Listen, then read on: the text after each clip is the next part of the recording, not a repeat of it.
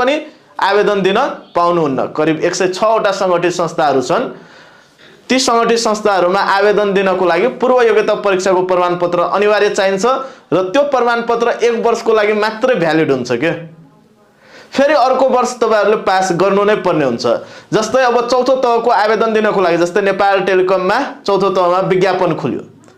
अब त्यसमा आवेदन दिनको लागि चौथो तहको पूर्व योग्यता परीक्षाको प्रमाणपत्र अनिवार्य चाहिन्छ।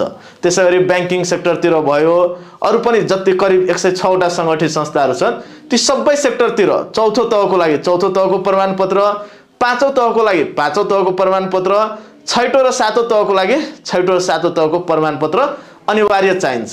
र यसको विज्ञापन साउनमा हुन्छ साथीहरू, र विज्ञापन भएको 1.5 देखि 2 महिनामा यसको एक्जाम पनि हुन्छ। त्यही भएर अहिलेदेखि नै तयारीमा जुट्दा बेस्ट हुन्छ। र यहाँ पाँचौं तहको पाठ्यक्रमको बारेमा भन्नु पर्दा